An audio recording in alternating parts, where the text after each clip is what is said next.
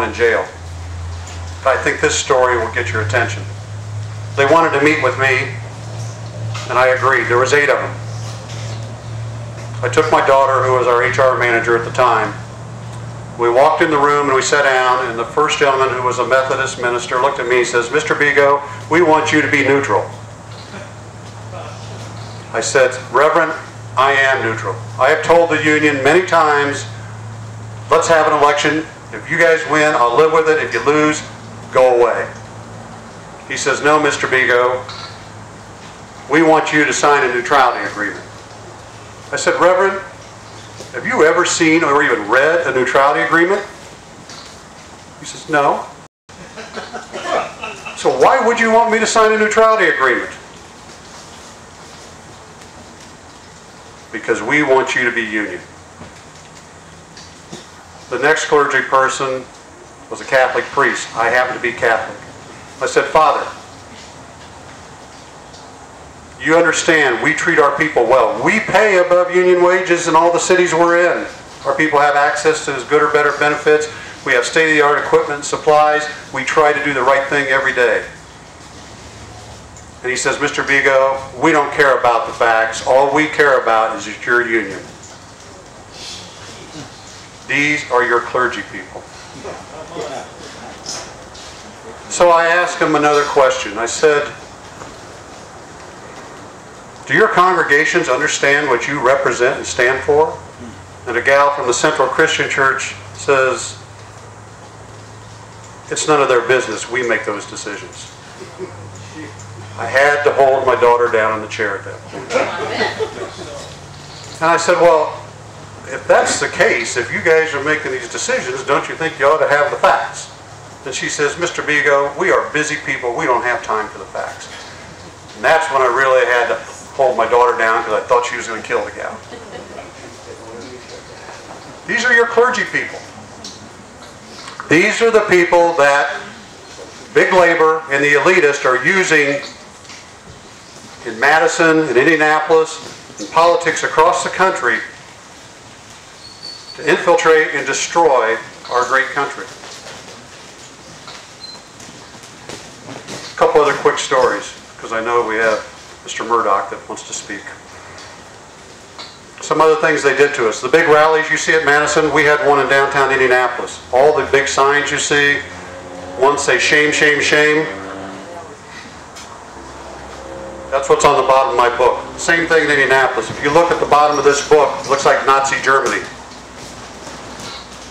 It's the way they want it to look. By the way, all those people that were there, and the same down in Madison. A big percentage of them are brought in from out of town, but also a big percentage are just hired. When they did that in Indianapolis, we went down on the streets and we asked people carrying the signs, "Why are you picketing?" They said, "I don't know." The SEIU came down to the Wheeler Mission today and gave us cash to hold these signs. Ladies and gentlemen, this is true. It's the same thing that's going on across America today.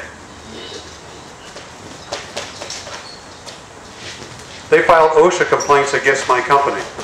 Down in Cincinnati, we do a college. I got a call from OSHA one day and they said, "You're being accused of forcing your people to carry human body parts out in bags at night." I know it sounds funny, but that same afternoon, the SEIU has their foot soldiers on the ground in downtown Cincinnati passing out flyers saying we're being investigated. My point is these people only understand misconception, misdirection, misinformation. They're doing the same thing in politics today. And we have to get the word out. Excuse me, it's cold. On Halloween of 2007, and this tells you what these people will stoop to. I live in a pretty good sized neighborhood in Fishers. They had young kids trick-or-treating in my neighborhood. And I happened to be home early to take care of the candy duty. And a couple of them came to my door, and they're cute little kids, a little girl and a little boy. And I give them the candy, and the little girl is standing there shaking. And, excuse me just a second.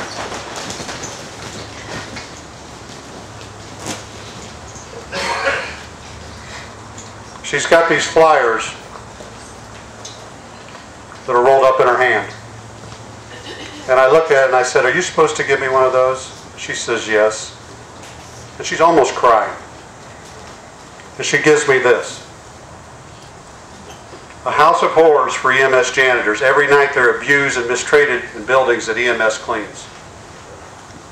This was being given to every one of our neighbors. And as I look up and I look down the street, there's union thugs and cars driving up and down the streets.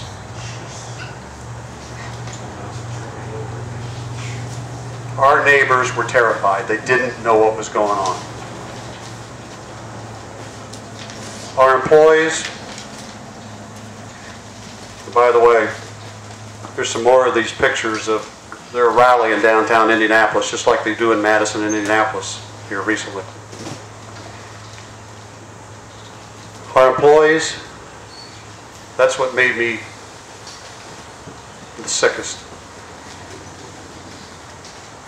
In downtown Indianapolis at Market Tower, it was the focal point. We had, and we know this for a fact, because we eventually took the SEIU to task, and I have an affidavit that states all this. But we had one middle-aged woman that would come out of the building every night, and the union organizers would pounce upon her and want her to sign a union card. And she kept telling them, "I'm happy, leave me alone." And this went on for several weeks. Then they started offering her money. They followed her car and hold her car door shut so she couldn't get in, trying to force her to sign a union card. She even got the police to intervene. They still kept it up. She was so scared, our supervisor had to walk her out at night. And finally, after about 2.5, 3 months, a union thug got a hold of her and said, "Look, you sign the card. You're going to be union whether you like it or not. Sign it now." And she broke down and did it. They followed our people home at night, went up to their doors, beat on their doors, and forced their way in, trying to get them to sign union cards. In Cincinnati, a gal got off the bus.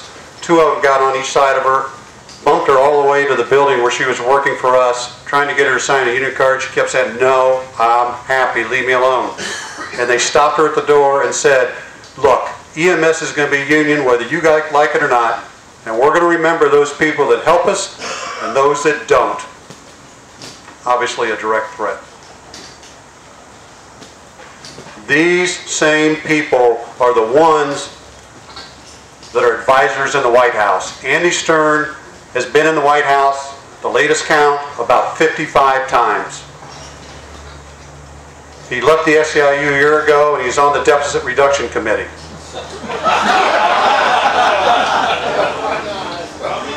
Do you know why he left the SEIU? Because they were in terrible financial condition. Stephen Lerner, he's the guy that Les was talking about here that wants to bring down JP Morgan Chase. He's the one that invented this corporate campaign called Justice for Janitors that I just told you about. He's been in the White House several times also.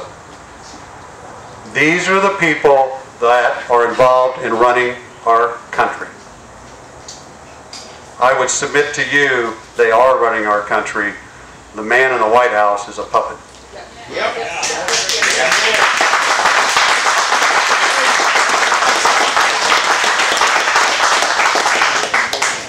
Our problem going forward is educating people. When you leave here today, you can't say, "Yeah, I agree," because quite honestly, I'm preaching to the choir. We have to get the word out. I have dedicated myself to that. I have a company to run, but I am afraid for my children and my grandchildren. And we have to stop it now. These people are ruthless. They don't care. They'll destroy companies. They'll destroy people. They want to fundamentally change this country into a socialistic society. I'll tell you one more story. I have a competitor down in Cincinnati that was going through this too. He's just a local guy. And he was trying to fight it off too. But it came to the point, his wife came to him and said, look, you sign the neutrality agreement. If you don't, I'm going to divorce you. And he signed it. This is the kind of pressure these people put on. I can't emphasize it enough. They do not care. Please, please help me spread the message. Thank you very much.